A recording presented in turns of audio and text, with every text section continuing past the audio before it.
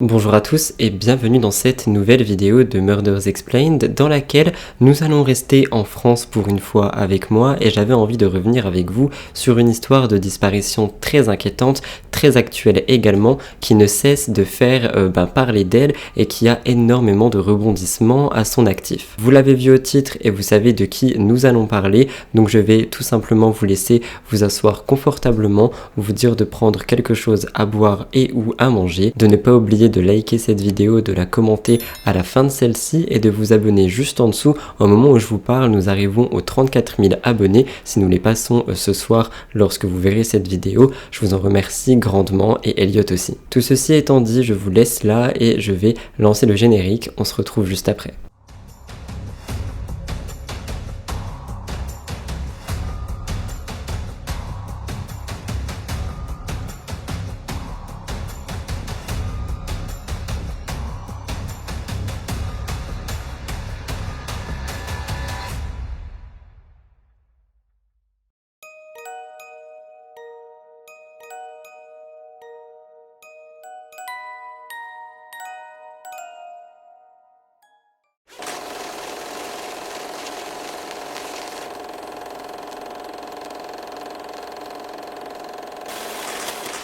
Vous l'avez vu au titre et je vous l'ai dit dans l'introduction, dans la vidéo d'aujourd'hui, nous allons revenir sur une disparition qui fait énormément parler. Elle est très actuelle et il y a énormément d'updates la concernant.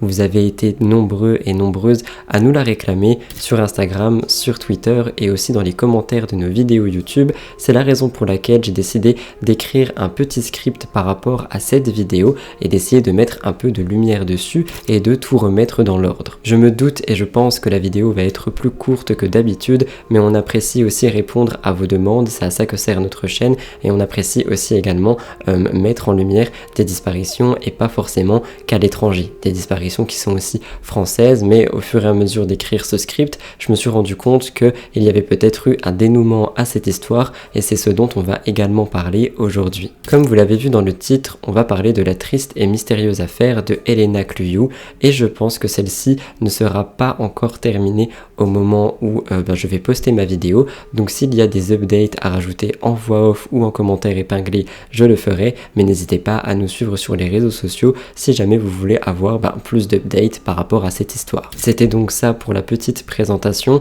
et si vous voulez une présentation d'Elena, même si on va rentrer dedans juste après, c'était une jeune femme de 20 ans qui était étudiante infirmière, et c'est de ça et de sa disparition qui date d'il y a à peine une semaine et demie dont on va parler aujourd'hui.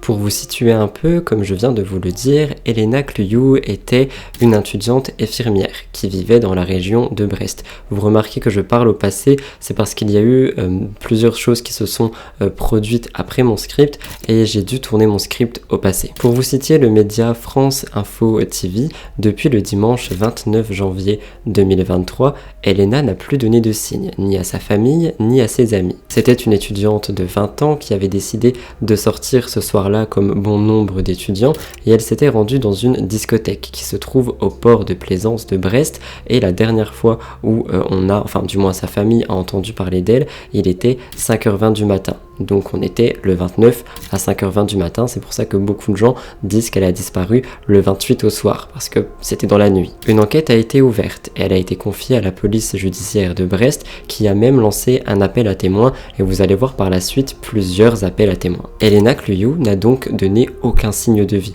à sa famille, à ses amis, depuis ce fameux dimanche 29 janvier 2023, 5h20. C'est à cette heure-là que l'étudiante a cessé de donner signe de vie, et c'est aussi à cette heure-là qu'elle aurait quitté la discothèque qui se nommait le One et qui était située sur la marina du château dans la ville de Brest. Ses proches sont immédiatement partis à sa recherche, ils ont tout fait pour la retrouver, mais malheureusement ils n'ont pas réussi. Les parents de Elena ont donc très rapidement signalé la disparition de celle-ci à la police de Brest, comme je vous l'ai dit, qui a lancé un appel à témoins.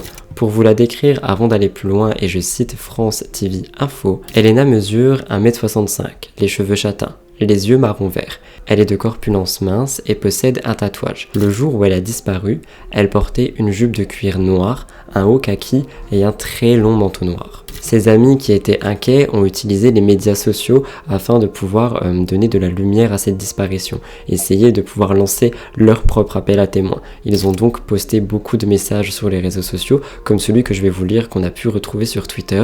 Bonjour, notre copine Elena Cluyou a disparu en sortant du One Club à Brest hier soir, le 28/01/2023, vers 5h30 du matin.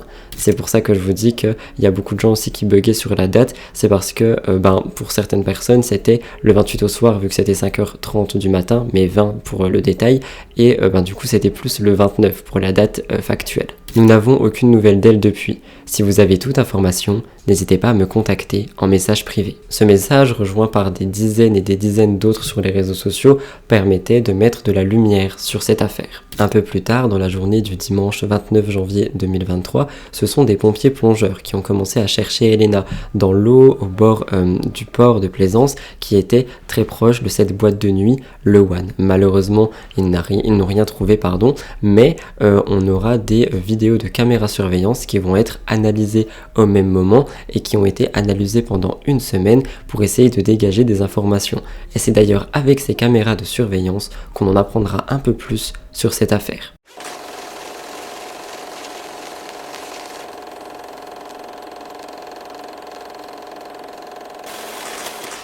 En effet, 3 jours après la disparition de Elena, les images de la vidéosurveillance vont être diffusées par la police de Brest. Ils vont la diffuser partout et ils vont prendre une image en particulier qui a été tirée de cette bande vidéo. Comme vous le voyez à l'écran, on y voit Elena, filmée dans le quartier de Recouvrance à 6h42 le 29 janvier 2023.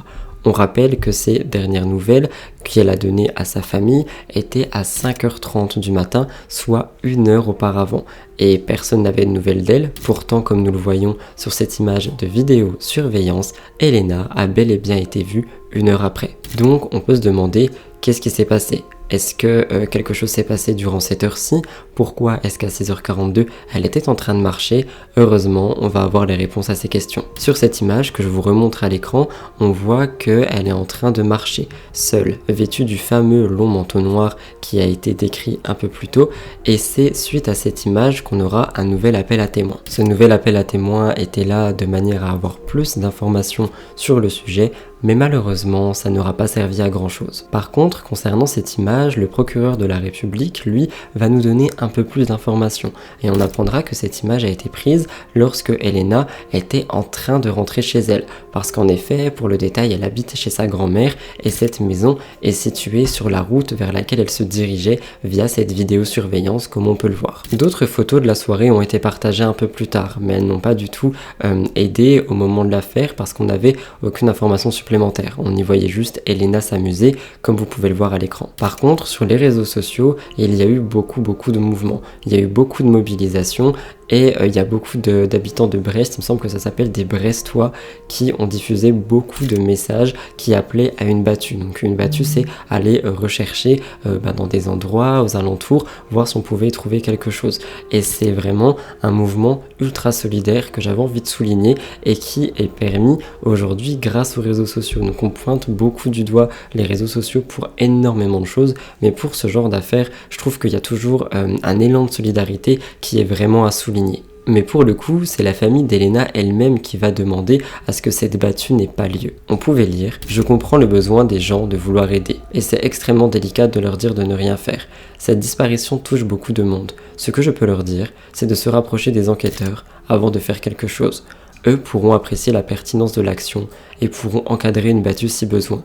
L'important est de ne pas perturber l'enquête en cours. » Et c'est vrai que c'est extrêmement triste que on ne puisse pas faire cette battue nous-mêmes, entre gros guillemets, mais c'est vrai que aussi perturber une enquête n'est pas forcément une chose à faire, surtout quand celle-ci s'avère être aussi mystérieuse et aussi compliquée. D'autres amis ont relayé les informations sur les réseaux sociaux et ont en quelque sorte créé leur propre appel à témoins. Parmi tous les messages que j'ai pu trouver, celui-ci: continuez de partager un maximum, on a besoin de votre aide pour retrouver notre copine. copine. Et c'est vraiment pour ça que j'ai envie de vous souligner le fait que la place des réseaux sociaux dans ce genre d'affaires, dans ce genre de disparition, qui a quand même une place importante, je trouve, surtout très moderne, qui permet vraiment de relayer des informations, peut être très importante et très intéressante. Mais malheureusement, il y a aussi le cas inverse où il peut y avoir malheureusement des faux témoignages, des fausses informations, et donc aussi plus d'informations à traiter, et donc un alourdissement d'enquête. C'est pour ça qu'il faut faire assez attention, mais j'ai l'impression que pour cette histoire-là et cette disparition-là, c'était vraiment un élan de solidarité qui était à souligner.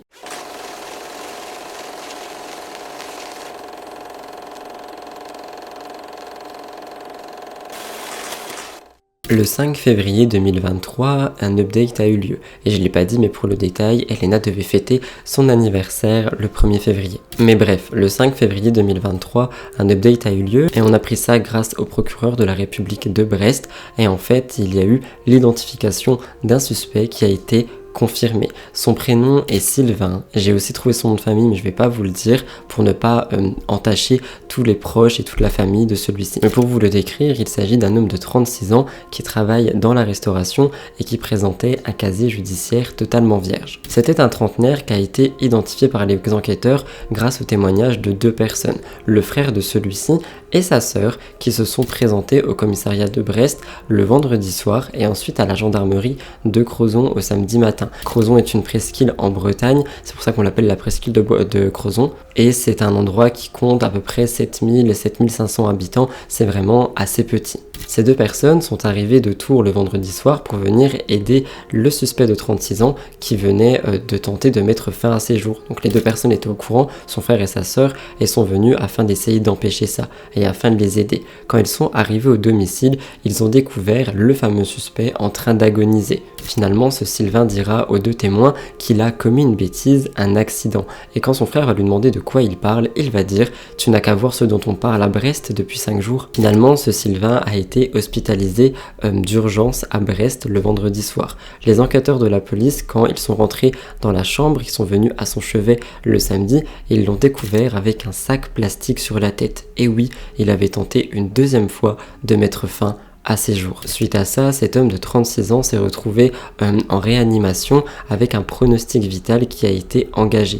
Il y a des nouveaux éléments de l'enquête qui étaient sortis en parallèle qui faisaient vraiment penser que cet homme était impliqué dans la disparition d'Elena, mais sans pouvoir dire pourquoi et ni comment. Cependant, on a aussi cherché au niveau technique et il y a beaucoup de constatations qui ont été faites juste après ça, notamment le fait que sa voiture était très suspecte et qu'elle a été retrouvée incendiée. Donc ça ne laissait vraiment rien présager de bon sur le sort d'Elena si elle était vraiment liée à lui. Les jours qui ont suivi, ce sont ses collègues, des connaissances de cet homme et ex-petite amie qui ont été interrogés pour en savoir plus. Je vais vous lire un peu ce que j'ai trouvé. Il avait un respect des filles proches du néant. Il avait parfois plusieurs petites copines dans le même bar et jouait plutôt bien sur tous les tableaux. Un ami de soirée à lui, qui était proche de lui, a également dit « Il n'était pas forcément agressif, mais vraiment perturbé et lourd avec les filles. » Et après ça, il a subi une descente aux enfers. Ces dernières années, il était devenu plus triste, encore plus plongé dans la cocaïne et dans l'alcool. Cela en devenant malsain, si bien qu'il n'avait que des connaissances et pas vraiment d'amis. Cette même personne s'est d'ailleurs souvenue d'une autre soirée qui aurait dégénéré et qui disait « Un soir, il a enfermé ses invités chez lui, alors qu'ils avaient exprimé leur souhait de partir. Il a verrouillé la porte, c'était assez choquant. » Et honnêtement, quand j'ai lu ça, je me suis dit que c'était des témoignages qui étaient assez glaçants et qui présageaient rien de bon si Elena a été mêlée à lui et surtout qui pouvaient sonner certains red flags.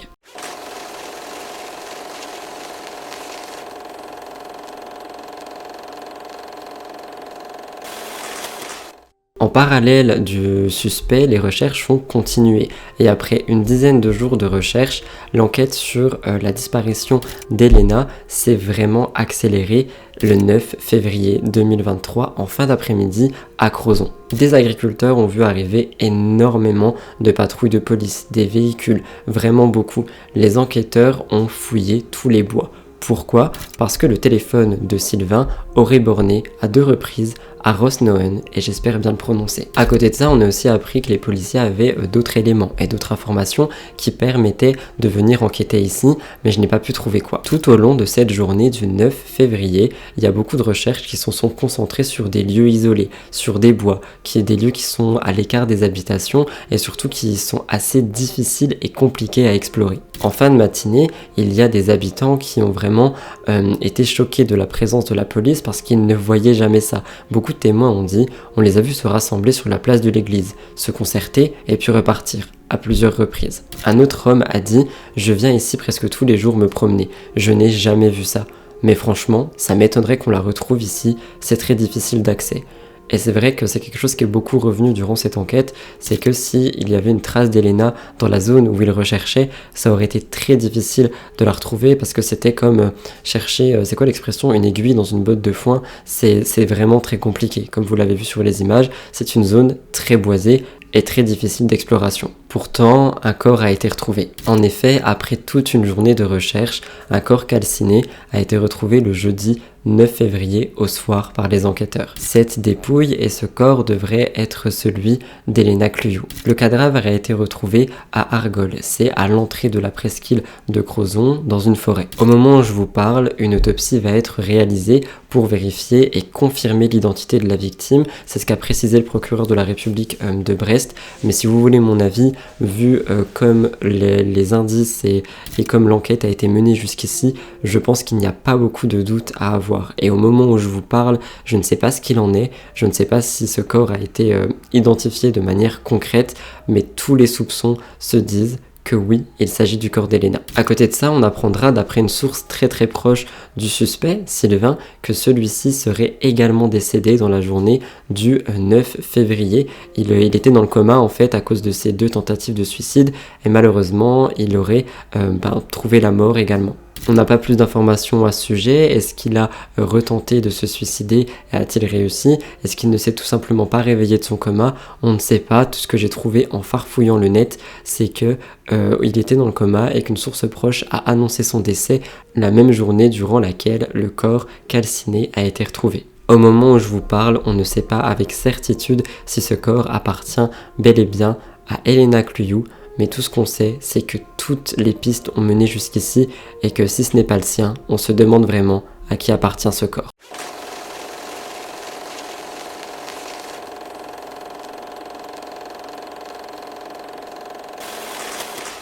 C'est tout pour cette vidéo, c'est tout ce qu'on a pour les informations concernant Elena Cluyou. J'avais quand même très envie de vous la faire parce que vous me l'avez demandé, j'ai envie de la mettre en lumière, j'ai envie d'essayer de faire comprendre qu'il y a de la prévention à tirer de cette affaire, notamment par rapport aux soirées, par rapport aux mecs qui peuvent être lourds avec les personnes.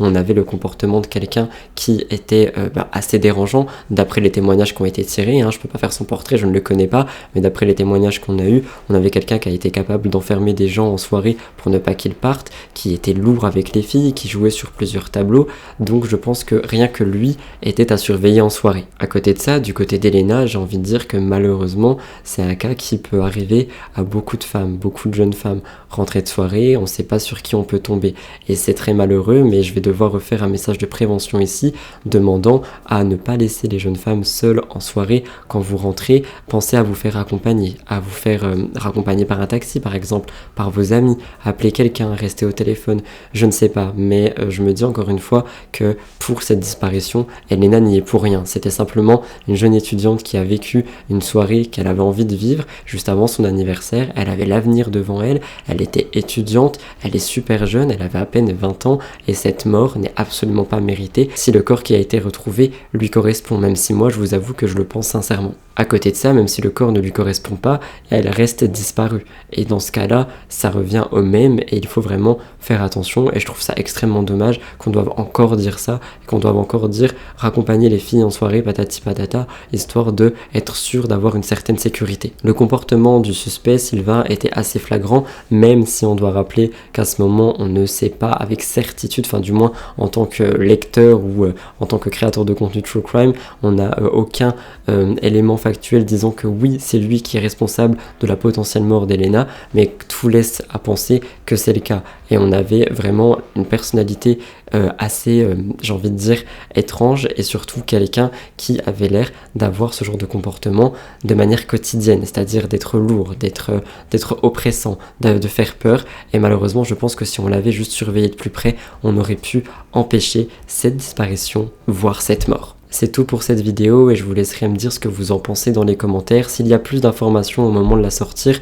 je vous mettrai soit une voix off, soit un commentaire épinglé, donc n'hésitez pas à aller voir l'espace commentaire. J'espère que cette vidéo plus courte que d'habitude aura pu vous intéresser et vous intriguer. Si c'est le cas, n'oubliez pas de liker, partager et commenter. Abonnez-vous à la chaîne si jamais vous voulez soutenir notre travail. Je vous laisse ici, je vous retrouve dans 2 jours pour une nouvelle histoire horrifique et je vous mets une petite compilation d'une vingtaine de secondes des photos de Elena Cluyou pour son respect et ou sa mémoire.